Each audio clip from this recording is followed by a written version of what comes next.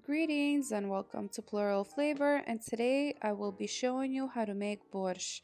But before we begin, I'd like to ask you to please hit like, share and subscribe and hit that notification bell for new released videos. Borscht is an authentic Ukrainian beet soup and it is very healthy, hearty and flavorful. There are many variations of how to make it, but I will be showing you how I was taught. This soup has lots of ingredients and you will need 2 medium-sized beets, 2 potatoes, 2 carrots, 1 tomato, a medium-sized onion, 1.5 cup of shredded cabbage, 1 can of red kidney beans. You will need 3 bay leaves and a pound and a half of beef that's cut up for beef stew. Lastly, you will need 4 cloves of garlic and 1/3 of a pouch of parsley and dill. I tend to freeze my dill, that's why it looks like there's not much in that little bowl. The first thing you will want to do is bring a pot of water to a boil and add your beef in. You will boil this on medium heat for 15 minutes. About halfway through, you will notice that there is this froth that rises to the top, and what you will want to do is, of course, skim it off. And this is exactly why I do this step before I start my borscht, is because I want my soup to be nice and clean and free of this froth. I do this step 2 times within the 15-minute period. After 15 minutes, you will drain the beef through a strainer and give it a really good rinse. Next, you will need another large pot of boiling water. I have about 16 cups in here. And what you will do now is you will add in your bay leaves and you will go ahead and add the beef that you already parboiled. You will boil this on medium-high heat for an hour or until you see there is 1/3 of water left in the pot. While we wait for the beef to get nice and tender, you will go ahead and chop up the onion and shred the carrots on the larger side of the shredder, and of course dice the tomato. Next, you will add about 2 tablespoons of vegetable oil to a frying pan and heat that up on medium heat. Add the onions in and cook this for about 2.5 minutes, occasionally stirring it. Then you will go ahead and add the carrots to the onions and cook this for another 3 minutes, making sure to stir this every minute.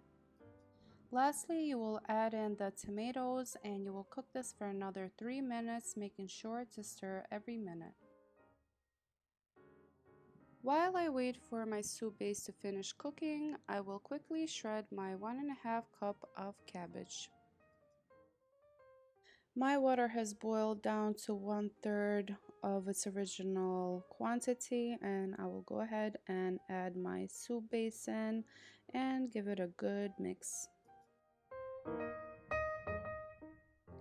Next thing we need to do is add 2 cups of water in there and follow that with 1.5 cups of cabbage. While this continues to cook on medium heat, I will go ahead and chop up my beets. I highly recommend that you wear gloves for this step as beets tend to really stain your hands. And you can cut the beets to any size or shape, but I do prefer to cut them into skinny little slices.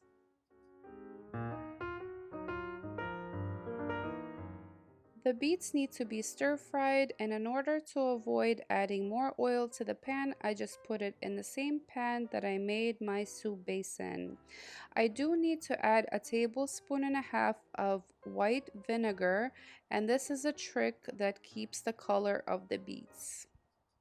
The beets need to cook for like 5 minutes, so I will just make use of my time and chop up the potatoes.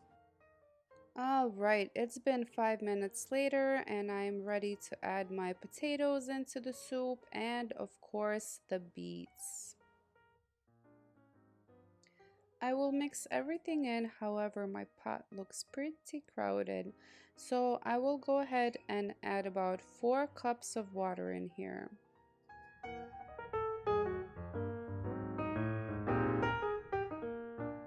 And need to cook this for 15 minutes on medium heat. I will also close the lid.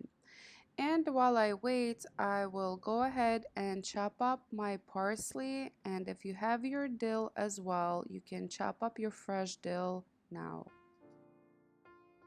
Once 15 minutes go by, I will go ahead and add the kidney beans in the soup and let them cook for 7 minutes.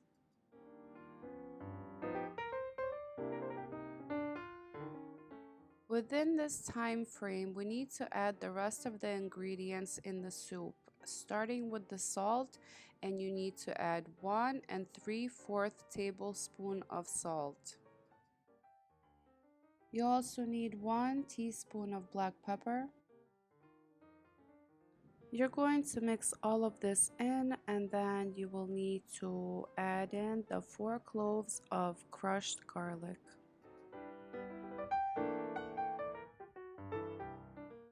Add a large tablespoon of frozen dill if your dill is frozen. Otherwise, if you have fresh dill, then keep it to the end when you add in the parsley. If you see any additional froth rise to the top, just skim that off. It has been about 7 minutes since I added my beans in, and I want to check if my potato is ready by poking a knife through it. And it is, so I will now add in my parsley and give this all a really good mix. If you have the fresh dill, you can add that in now as well. But at this point, you can turn off your soup as it is ready. Fresh borscht is absolutely delicious, but as Ukrainians say, a good borscht is yesterday's borscht, and that means that if it sits for a day or two, it becomes even more flavorful. Majority of Eastern Europeans love their soups with sour cream, as do I. So I will add a spoon of sour cream, but this is really an optional step. Another authentic way to serve borscht is by serving the dill and garlic bread rolls with them, but you can really use any kind of bread with the soup. As I have mentioned, there are many variations of how to make borscht, and you can also keep it vegetarian. Please give this video a thumbs up if you enjoyed it, and don't forget to check out my channel for more delicious recipes. And as always, thank you for watching.